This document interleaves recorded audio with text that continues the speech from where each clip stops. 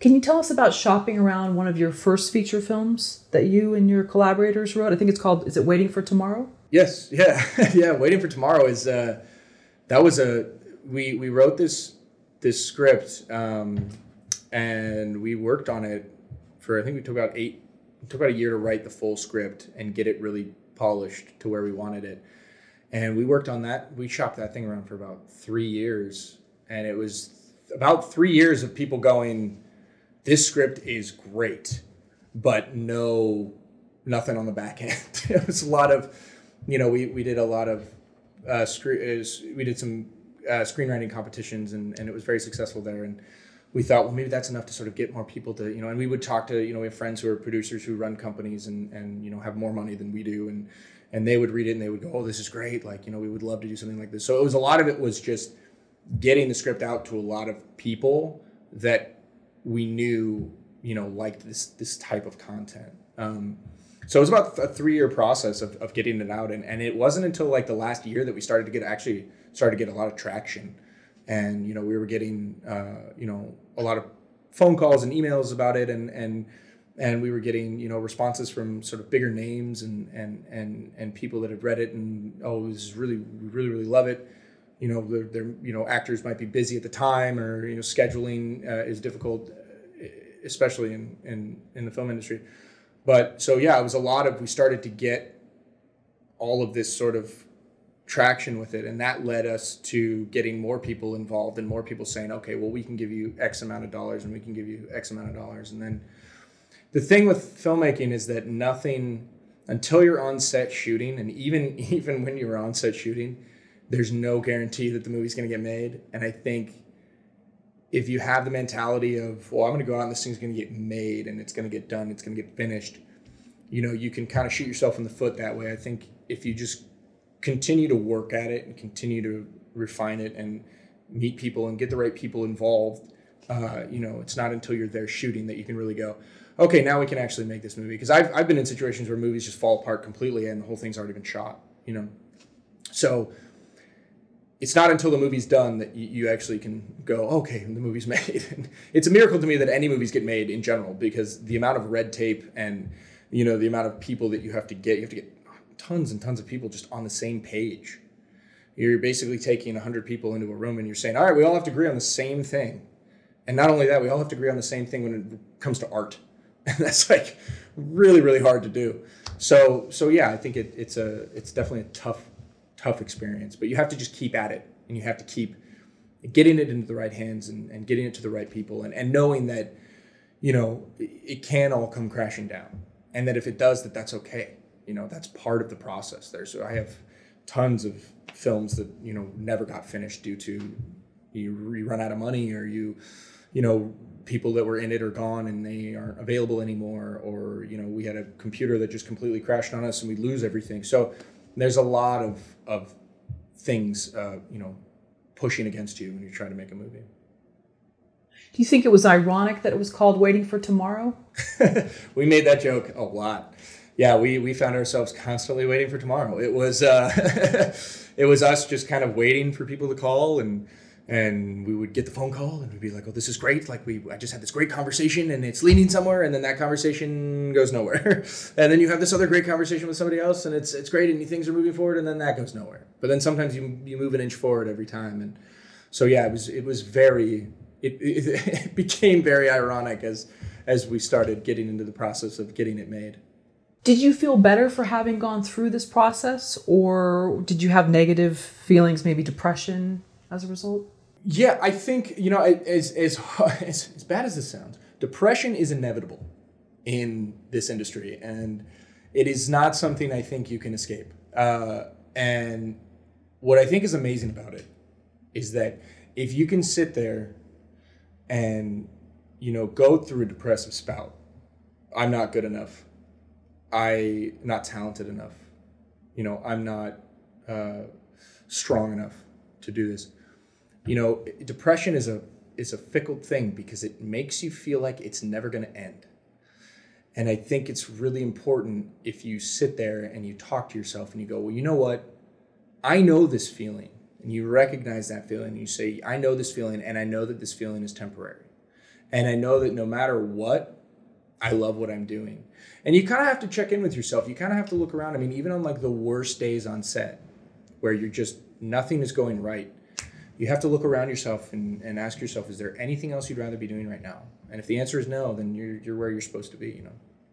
If you could have written yourself an email before the pitching process and there were like these bullet points, what would you have told yourself in terms of like people in LA won't tell you no and just keep going, or there are certain red flags? What were some of the things on that list that you would have liked to have read that maybe would have helped? I think number one is that no is like inevitable across the board. It's really hard to get people to get excited about ideas and stories and scripts and all that stuff. And, you know, you can hand somebody a visual book of, I mean, we had this huge book of Waiting for Tomorrow that was just sort of a visual of like the entire film mapped out with like the colors and everything, what we wanted it to look like. And people look through that and they go, wow, this is so great. You put in so much work, but it's getting them to put in the work, I think is really, really difficult. So I would say just, I would have loved to read that no is something you're going to hear constantly. And no matter how successful you are, no is something that I think you'll always hear. And to really know, to really understand the person that you're going to with a script, I think is really important. There's something about people just emailing each other PDFs that feels very disingenuous. I think I'm very much a tactic, like a analog person. So with Waiting for Tomorrow, we sent physical copies of the script out to people because there's something to be said for sitting there and having a physical copy of this thing and holding it in your hands and feeling it. You know, it feels a lot more real than just reading and scrolling it on a computer and stuff like that. So with Waiting for Tomorrow specifically, we did hard copies to send to everybody. So that's something for me that I would have told myself, because at first, you know, you just send PDFs to people and it is sort of feels very flat. But if you can get a hard copy in somebody's hands, I think that does a lot for people. And then I think just understanding that even if that person is incredibly excited about your idea, does not mean that they want to follow through and put all their time and their energy into executing that idea. And knowing that you are going to be the one that's going to be doing the most. And then you just have to surround yourself with people who are really, really good at taking things and doing what they do best. So, yeah. If that answers your question, I think. It does. What prompted you to write the film? And you co-wrote it, correct? Yes, yeah. The Waiting for Tomorrow? A lot of it prompted... I mean, me and my writing partner would just write a lot of stuff just to stay busy. We would write features and TV shows and short films just because we wanted to constantly stay busy and constantly educate ourselves and get better at what we do, you know. And with Waiting for Tomorrow, it was very much, well, let's just write a feature that we could do that is doable to a certain degree. So we just sort of set out and decided to tell the story about divorce from a child's perspective. Being a child of divorce, you know, and being a very young child of divorce, I think that perspective tends to get lost. So for me, it was really telling a story about that, and then adding in this sort of fantastical element that you know allows you to sort of suspend your disbelief and let the movie kind of grab you. So we really wanted to tell something that was sweet and kind, and not something that had this big, grandiose, happy ending, but more of an ending that suggested that, you know, things are going to get better, and that things will get better, and that it's important to keep moving forward. So, yeah. Did you have a script consultant look over the script? We didn't have like any professional script consultant. What we did is when Jeff and I wrote the script, we would send it out to a bunch of people, and we would do table reads of it so you can actually hear what the dialogue sounds like with people, and that's really helpful. I would record myself reading pieces of the dialogue of the script to see if the dialogue sounded real and not just scripted. But yeah, we sent it out to a lot of people who were, you know, script writers and storytellers who would give us their 2 cents of what they thought, and just listen to their opinions and listen to what their thoughts were and make those changes or do things like that while still trying to stay true to us. So it wasn't a script consultant per se, but it was just a big group of people that we trusted, that would give us good feedback, you know. Did anyone say, hey man, don't write this down, or you got to do horror with, you know, this element and this element, you know, you want to do something that's going to make people, you know, want to get in the seats and drink beer or whatever, not something Right. that where they'd actually have to think Yeah. about. Oh, sure. Yeah. I think, you know, we had one producer refer to the film as like this like Hallmark movie, which it wasn't like at all. It's a coming of age story. You know, it's a story about this kid who basically feels completely isolated and doesn't speak to his father because he feels like he wasn't heard at all when their parents were arguing in the middle of their divorce. He felt, well, my voice doesn't matter, so I'm going to stop talking. And I think that with that, it had a lot of fun, really amazing elements. I mean, this kid he finds this old broken down robot in this backyard shed of this new house that they move into. And so he kind of builds this thing up and he gets it to work. And it's the idea that it doesn't really matter if it worked or if it didn't. What worked was that it helped him as a person. So it had a lot of comedy and a lot of stuff that was in it, but I think some people were like, oh no, you need to beef it up, the action. There's not enough action and there's not enough people to, you know, get meat in the seats. You know, there's not enough of that. And you know, which is fine. You know, I don't think a movie necessarily needs it. I think action's wonderful. I think if you do it right, it's brilliant. But this movie itself was to feel contained and was to feel more intimate and more personal and more of a love letter to all the kids out there who know what it's like to go through a divorce as a young child and what that does to you and how that changes you. So yeah, we had tons of people make suggestions that, you know, were the opposite of what we wanted to do, but yeah. And then how soon after seeing that maybe the script was not going to go anywhere, did you begin writing something new, you and Jeff? I think, yeah, it was about, I mean, we always continued to write. You know, we took writing jobs that were promised pay that weren't paid.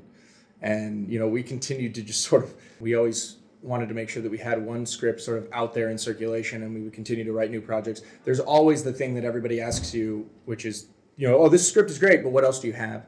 I think it's important to have a lot of stories. And for us, for Jeff and I, we just would write to write, you know, and so we were constantly writing and constantly creating short stories and features and stuff like that. So it was about, once we got Waiting for Tomorrow finished, that did take up a lot of our attention. And so the writing did sort of take a back seat for a little bit. But it was, I would say about 6 months to a year of Waiting for Tomorrow, once that was finished, that we started writing other stuff and we started to focus on writing other scripts and stuff like that. And didn't you have some big names attached to the film, to the screenplay? Like we did. We got a lot of interest from a lot of bigger names and a lot of it came down to, you know, we reached out. I mean, we reached out to everybody under the sun that we thought would be right for the role, from C-list actors up to A-list actors, you know, just shooting our shot. You know, who knows? But we did get a lot of response from a lot of B-list, I would say, people and people who are just really, really good at what they do. And we had a lot of like, oh, they love the script, they're really interested. A lot of the scheduling was we had to work out. You know, we had a couple LOIs, which are letters of intent, which are basically them saying that they agree to do the movie, but that it's all financially contingent based on what we have at the time and what we're able to pay and stuff like that. So yeah, we got a lot of response from a lot of people. It was pretty wonderful. So with this letter of intent, did you come up with the letter or did you have a lawyer draft it? We were introduced to our entertainment lawyer. We have an amazing entertainment lawyer, Bronstein and Bronstein, and his name's George Bronstein. He's fantastic. He is an old school entertainment lawyer he does not beat around the bush, and he's got no censor. He says it as is. He's a really, really wonderful guy. But yeah, we went to him. We were introduced to him through another production company a friend of ours who runs a production company, he did some stuff for them last minute. So they introduced us, and we made a great relationship with them, and so we went to him and basically said, we need, letters of intent, and we need to write up contracts and stuff like that. So that was stuff that he was willing to do quick and easy and get it all done and stuff like that. So, and he knows, he knows that world better than any of us. And this was our, first foray into the red tape of filmmaking, like the really, really like, oh, you have to have all of these, crossing your I's and dotting your T's, it all has to be. So he really, really helped us out in getting us, the letters that we needed and the contracts that we needed and helped us, helped us reach a level of professionalism that we wouldn't have been able to do by ourselves. And did you get an IMDb Pro account? How did you find which sort of like representative to send the letters to? All of it was done through IMDb. Some of it was done through friends of friends who knew people. I mean, we would talk to this person who knew this person who knew Kevin Bacon, 6 Degrees of Kevin Bacon. But, so it was those kinds of things where we would say, well, would you give them this or would you give them that? And it takes months and months and months before people even can sit down and read any of your stuff. And I'm sure these people had scripts piling up at their door, and what made ours special, So a lot of it was also through IMDb Pro. Yeah, we set up a pro account and reached out to managers and agencies and we're very upfront about the project and who we were. We were nobodies. We still are nobodies. So getting a script from us, it doesn't really mean much. But hopefully, we would hope that they would read the script and they would find something about it that they would connect with and be willing to go for it. And so yeah, it was all through IMDb Pro and friends of friends of friends and whatnot.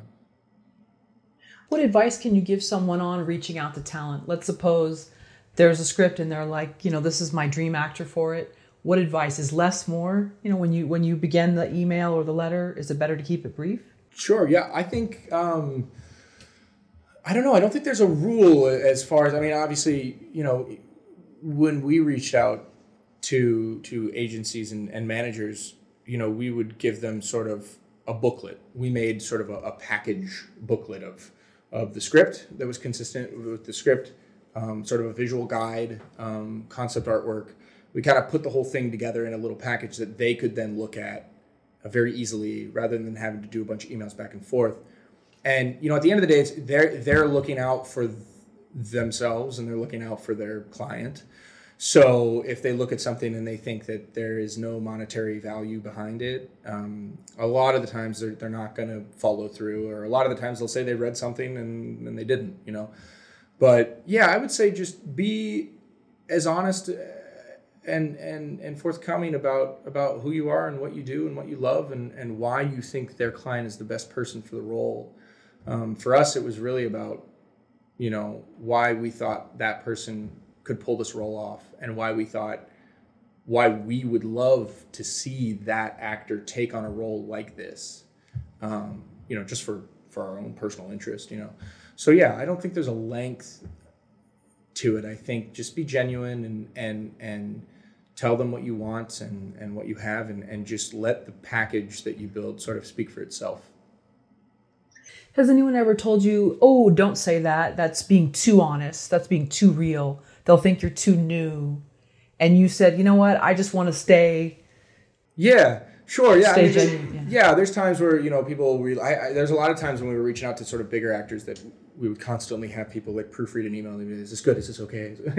Does it sound right? Is it grammarly? Is the grammar correct? But a lot of the times, I would just reach out to these people and be as honest as I possibly could and not try and talk myself up, not try and talk up my company, not try and do any of that, but really just get people involved in the story, because that's really what we're talking about. We're not talking about who I am and what I've done, even though it does play a factor. There was a lot of times where people were like, who the hell is this person? We don't know who they are. Delete. And you get that a lot. But there are people out there who, if they can engage with the story that you're presenting them with, that really is what's important. So we never really had anybody be like, oh, don't word it this way because they might find it offensive or they might find this too abrasive or too abrupt. I think just be you and reach out because honesty, I think, in situations like that is crucial and really, getting the other side to understand where it is that you're coming from and what you want to do and whatnot. So, yeah.